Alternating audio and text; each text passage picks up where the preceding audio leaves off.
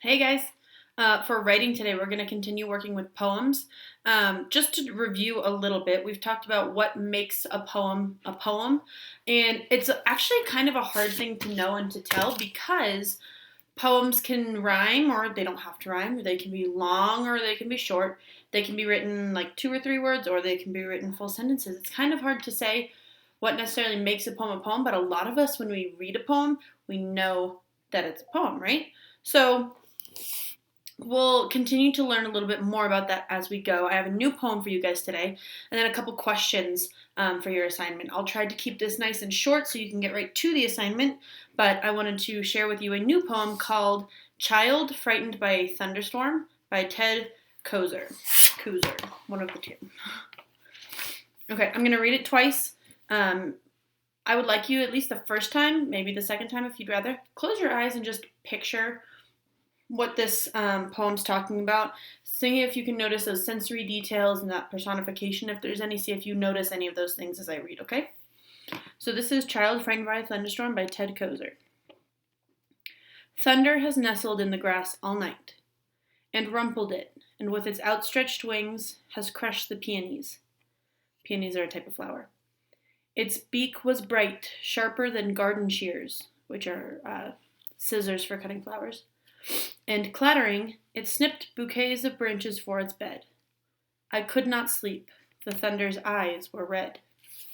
Okay, I'm going to read it one more time if you want to follow along this time. I believe this is on page 39 in your handbook, so you can pause it, go grab that if you want to follow along. Thunder has nestled in the grass all night, and rumpled it with its outstretched wings, has crushed the peonies. Its beak was bright, sharper than garden shears, and clattering, it snipped bouquets of branches for its bed. I could not sleep. The thunder's eyes were red. So, I have a couple questions that you'll answer as part of the assignment. I'll read through those pretty quickly and just kind of explain what I mean. But before I do that, most of these ask you guys to respond with a complete sentence. That's something that we've really struggled with doing recently. A complete sentence uses part of the sentence or part of the question in the sentence to start it off. Like we've talked about the example, if I told you to go tell your parents that my favorite color is purple, you wouldn't just walk up to your parents and say purple, right? You'd say Miss Tolson's favorite color is purple. So you have to give a little bit of context. Don't just answer the question, write a complete sentence, okay? If you need help doing that, let me know and I can give you a couple examples, okay? So your questions are, first, what did you notice about how the poet writes about thunder? Did he write like he was watching a thunderstorm? Did he write from the perspective of somebody who's maybe not him? What do you think? What did you notice about the way he wrote? Because it was different than how we would write if we were just writing about a thunderstorm and telling what it was. He was writing a little bit different. So what did you notice about that? The next question, I would just want you to list a couple things that you think thunder sounds like. You can use words like boom, or you can describe what it sounds like in a complete sentence. Any one of those things, I just want to know what you think thunder sounds like. And then I want you to look back at the poem, again on page 39, and I want you to answer the question, what words in the poem remind you of that sound of thunder? However you think thunder sounds, what words remind you of that? So it might not be that he said the word boom, but he used other words and phrases and things that kind of make us think and feel the same way that the word boom might. Okay? Try and think about that. Let's see. Okay, and now this is getting kind of into your writing time a little bit, just a quick couple questions. If you were going to write a poem like Child Frightened by a Thunderstorm about a different kind of weather, what kind of weather might you write about? What sensory details might you use to describe that type of weather? Remember, sensory details is our senses, so see, hear, feel, smell, taste, any of those things. Which of those, I would like you to list at least one of each of those things for each type of weather. Now, it might be a little bit trickier with like taste, because I don't know, if it's windy, can you really taste that? But try and think of a unique and descriptive way to describe that. A couple more. How might you write about this type of weather as if it were a person? So imagine, just as an example, that thunder were a person.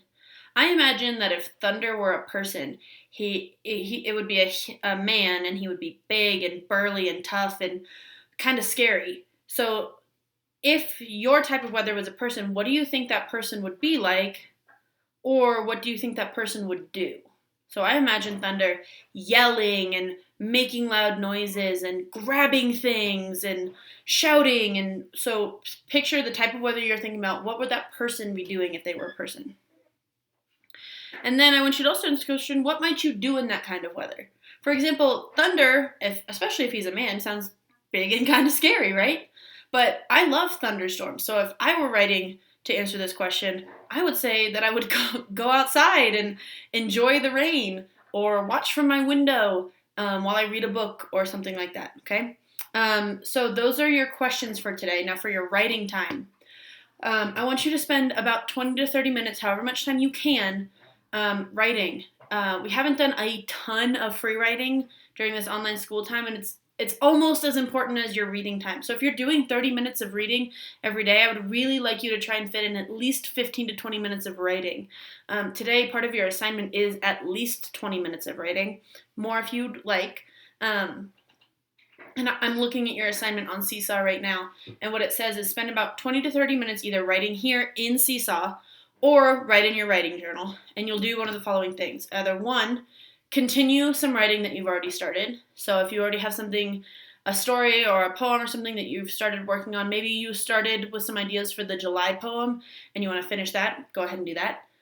Write ideas for poems about objects or months of the year. So I am thinking about like the poem September or the porch light or the sea. Those are objects and things that you could write about as well. So maybe list a couple ideas of things that you'd want to write about. But if you're going to list ideas for 20 minutes, that should be a pretty long list, right?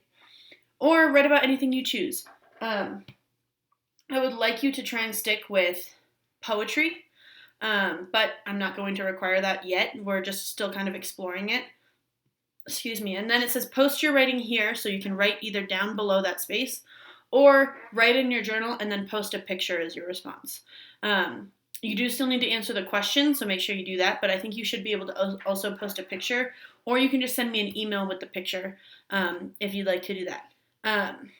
So one idea for you is that yesterday you guys picked an object that you could write about and maybe what that object would do if it were a person, or what it looks like, smells like, sounds like. That's a really great starting point for your writing today. If you're stuck and you're like, Ms. Tolson, I can't think of anything to write about, you already have a really good idea that you came up with yesterday, right? So my suggestion would be to go and find that and do some writing with that. Again, if you have any questions, send me an email, let me know. Remember though, if you're having issues with other video links, please in your email tell me what video it is. I have quite a few friends who are saying, Ms. Tolson, I clicked on the link and nothing happened. But I can't really help you until you tell me what link that you clicked on that didn't work. So please tell me it's the reading one, it's the social studies one, whatever link it is that you clicked on that didn't work, let me know. It makes it a lot easier for me to help you. So just a little tip there. Send me an email if you have questions. I miss you guys. I'll see you later.